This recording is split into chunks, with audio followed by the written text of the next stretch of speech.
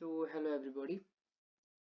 आजबाट चाहिँ हाम्रो physics series start हुँदैछ र यो सिरिज चाहिँ स्पेशली एनएबी 2083 को बोर्ड इक्जामको लागि भनेर बनाएको सिरिज हो। यसमा चाहिँ हामी च्याप्टरको सबै फर्मुलाहरू किन फिजिक्सको एभ्री च्याप्टरबाट न्युमेरिकल आउन सक्छ त्यसको सबै फर्मुलाहरू र त्यसमा भएको इम्पोर्टेन्ट क्वेशन्सहरू जुन चाहिँ बोर्डमा आउने चान्स जसको प्रोबेबल छ नि जसको बोर्डमा आउने चान्स प्रोबेबल छ हामी त्यो क्वेशन्सहरू चाहिँ हेर्छौँ है त। So without doing any more delay सुरु गरिहालौँ। जस्तै हाम्रो फर्स्ट फर्मुला चाहिँ यहाँहरू मोमेन्ट अफ इनर्सियाको है त। मोमेन्ट अफ इनर्सिया भनेको के हुन्छ m into r square. Moment of inertia भनेको के हुन्छ m इन्टु आर स्क्वायर। यो m भनेको के हो भन्दाखेरि सिंगल पोइन्ट मास र r भनेको distance of that point mass from the axis of rotation. अब नेक्स्टमा जाउँ। सिस्टम अफ मासेसहरू छन् भनेको मतलब एउटा यस्तो टाइपको सर्फेस छ अरे यस्तो सिम्पल एउटा इरेगुलर सर्फेस हो। यहाँ एउटा पोइन्ट मास छ, यहाँ एउटा पोइन्ट मास छ, यहाँ एउटा पोइन्ट मास छ। त्यसको एक्सिस अफ रोटेसन चाहिँ यो छ। यो चाहिँ एक्सिस अफ रोटेसन हो भने चाहिँ हामी यहाँबाट यिनीहरूको डिस्टेन्स निकाल्छौँ। सपोज यो r1 होला, यो r2 होला हैन, यो r3 डिस्टेन्स होला। अब चाहिँ हामी m1 r1 square m2 r2 square plus m3 r3 square यसो गरेर जोड्छौँ। So if my hand writing is not clear यो त बुझि पनि हाल्यो होइन। सो यसको लागि त खासै त्यस्तो के गर्नु पनि पर्दैन है त।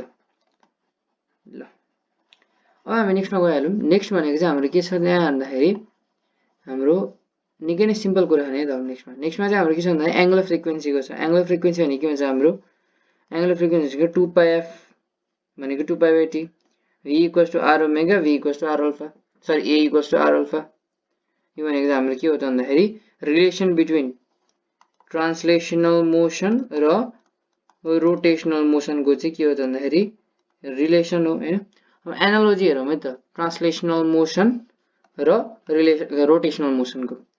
यसमा चाहिँ यस्तो हुन्छ कि v will be replaced by omega, u will be replaced by omega nought, s will be replaced by theta भनेको angular displacement, a will be displaced by alpha अनि हाम्रो टाइम छ नि time will be displaced by time.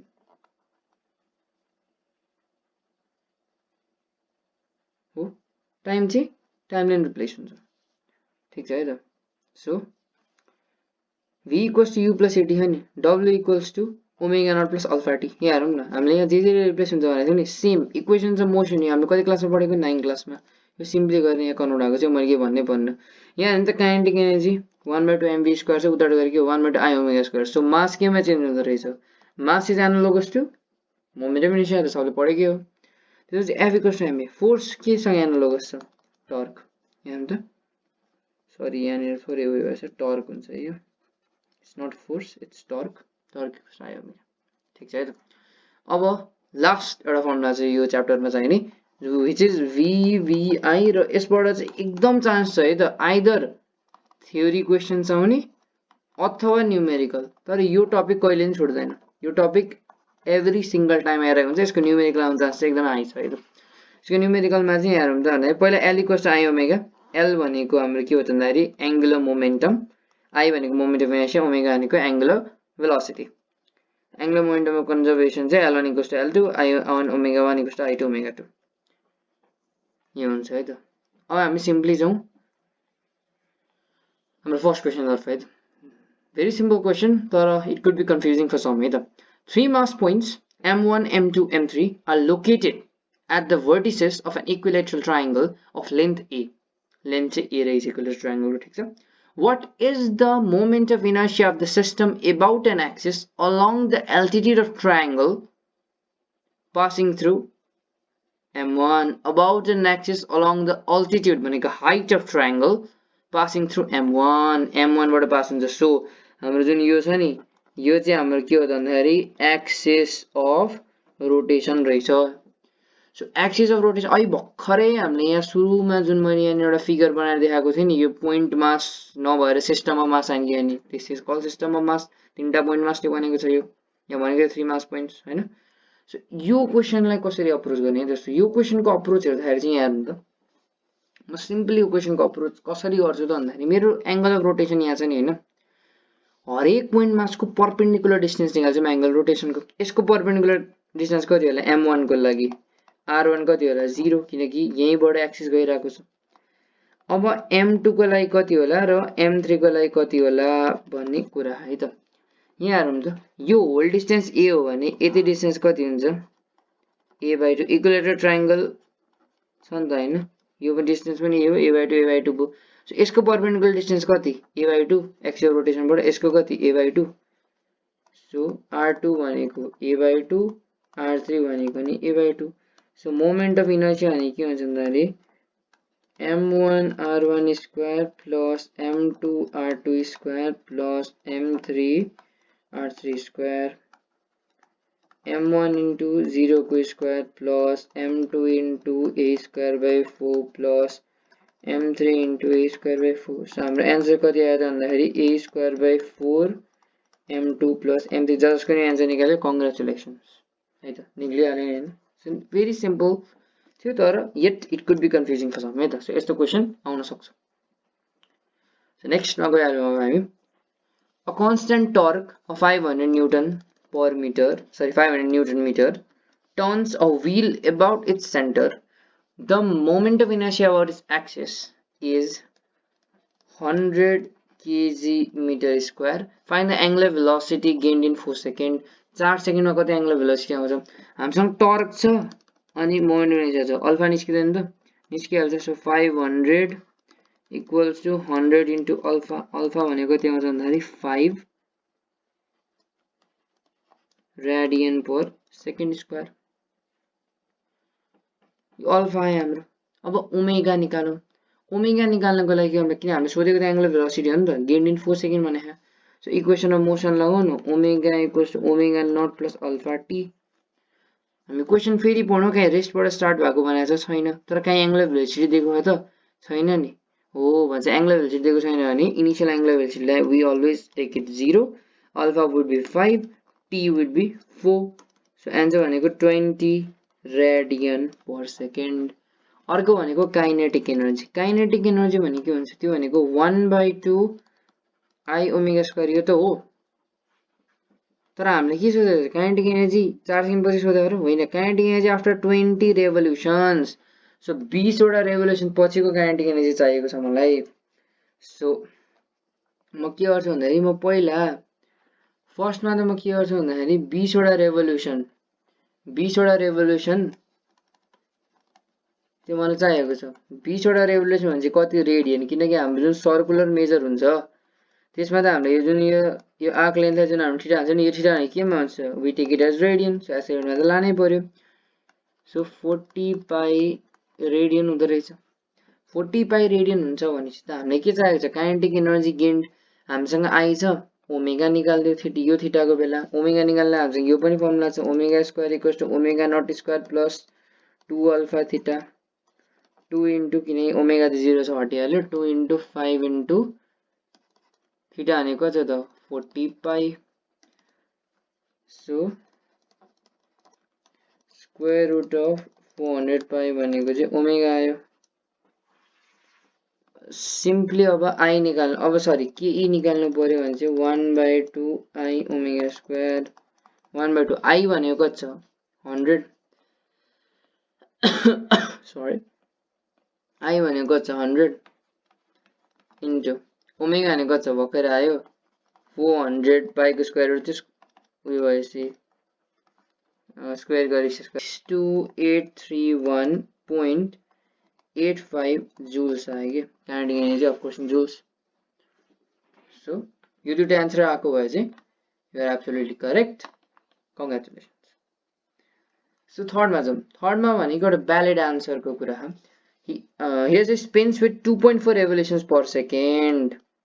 Omega भनेको 2.4 revolutions per second रहेछ। Revolutions is not a standard unit, so into 2 pi अनि radian per second. So the answer will be कति भन्दाखेरि 4.8 पाई। अब पोइन्टमा लेख्नु भन्दा पनि 4.8 पाई नै लेखिदिँदा चाहिँ ठिक छ है त। So 4.8 pi radian per second यो हुन्छ, ठिक छ। About the axis of rotation is I. Axis of rotation को मोमेन्टम चाहिँ I छ अरे. With her arms folded. अघि चाहिँ with her arms stretched थियो, outstretch भयो अरे. Arms fold भयो अरे. Arms fold भएपछि moment of inertia I dash होला. I dash होला. I dash कति भएछ अरे 0.6. यो 0.6 and 0.6 I हो. 0.6 I भएछ है त. 0.6 I भएछ. So calculate the new rate of spin. अब omega dash चाहियो. So principle of conservation of angular momentum के हुन्छ? L equals to L dash अथवा L1 equals to L2 J notation दिने हुन्छ. I omega equals to I dash omega dash. I भनेको चाहिँ I नै हुन्छ. Omega भनेको चाहिँ 4.8 pi radian per second into I dash भनेको छ 0.6 I into omega dash भनेको चाहिँ omega dash छ. I cancel भयो. So 4.8 pi by 0.6 answer भनेको कति आउँछ 8 pi. सिम्पल है त 8 pi आउँछ आन्सर. सो यो त के हो भन्दा रेभोल्युसन कि रेडियन है नट रेभोल्युसन्स. सो यसबाट रेभोल्युसन निकाल्नु पर्दा एफ भन्ने हुन्छ अथवा omega and revolution per second भन्ने हुन्छ. त्यो भनेको कति गर्छ भन्दा 4 रेभोल्युसन्स पर सेकेन्ड हुन्छ हैन. सो जसको ओमेगा 4 आएको छ absolute correct. This is not omega, this is omega dash है त. सो अर्को पनि principle of conservation of angular momentum के छ. So why principle of conservation of angular मोमेन्टमको मात्रै यति धेरै किन भनेर सोध्न सकिएला. सो मलाई चाहिँ स्पेस बनाउँछु है त. किन भन्दाखेरि प्रिन्सिपल अफ कन्जर्भेसन एङ्गुलर मोमेन्टको सबभन्दा बढी चान्स छ आउने र यो क्वेसन्स चाहिँ हायर एबिलिटी क्वेसन्स भित्र पर्छ. So it is very much important है त.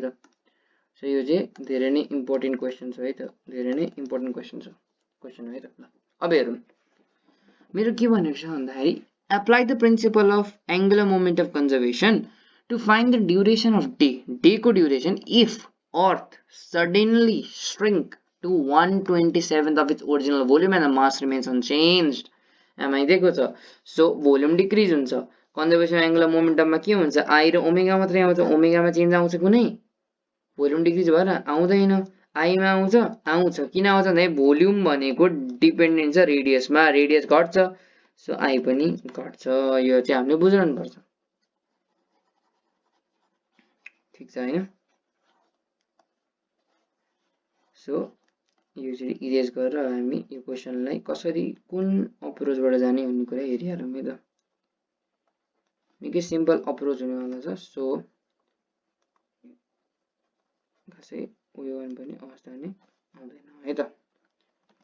ल सुरुमा हेरौँ है त. मास अफ अर्थ हामीलाई यहाँ दिएको छ. मास सरी मैले मास भनेको चाहिँ moment of inertia of Earth. यो के अरे सोलिड स्पेयरको मोमेन्ट अफ इनर्शिया दिएको छ not hollow sphere. Hollow sphere 2/3 mr square हुन्छ है त. सो सोलिड स्पेयरको दिएको छ हामीलाई.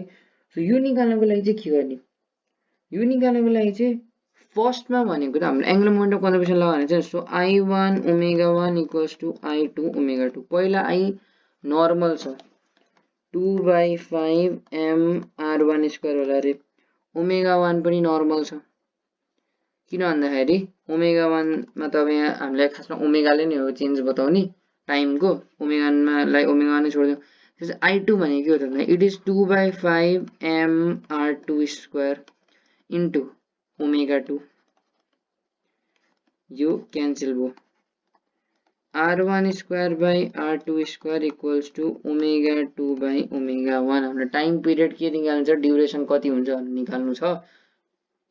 ओमेगा 2 बाई ओमेगा 1 अहिले यतिकै छोड्दियौ. अब r1 r2 को रेशियो हाम्रो कति हुन्छ भोल्युमले किन भोल्युम डिपेन्डेन्ट छ r मा. सो भोल्युम त ट्याक्कै डिक्रिज हुन्छ नि.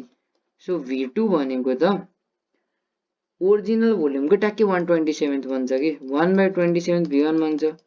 So 4/3 pi r2 cube equals to 1/27 into 4/3 pi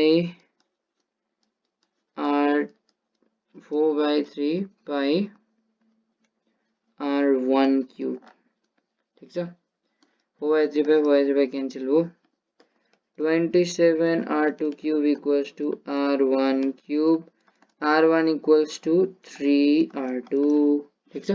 r1 r2 को रिलेसन आयो. सो यो हामीसँग जुन एक्सप्रेसन छ ओमेगा 2 बाई ओमेगा 1 यसमा हालौँ त r1 square equals to r1 भनेको 3 r2 स्क्वायर छ. So 9 r2 square equals 9r2 square by r2 square equals to omega 2 by omega 1. 9 omega 1 equals to omega 2. 9 into 2 pi by t1 equals to 2 pi by t2. So t2 भनेको t1 by 9 equals to t1 भनेको त original हैन ओरिजिनलमा कति हो त day को duration 24 hours हुँदैन so 24 by 9 कति हुन्छ so 24 by 9 it must be 2.6667 2.67 मतलब 667 hours so यति हुँदो रहेछ के डे को ड्युरेसन सो मेबी बुझ्यो होला सो के गरे कि छैन just principle of conservation angular momentum लगाएको so this is all about rotational dynamics इसको नोट्सहरु चाहिँ म तल डिस्क्रिप्सनमा राखिदिन्छु so in 16 minutes we have covered all of the necessary formulas and all of the most probable question MPQs from rotational dynamics. Thank you. Next time we'll meet with simple harmonic motion. Thank you.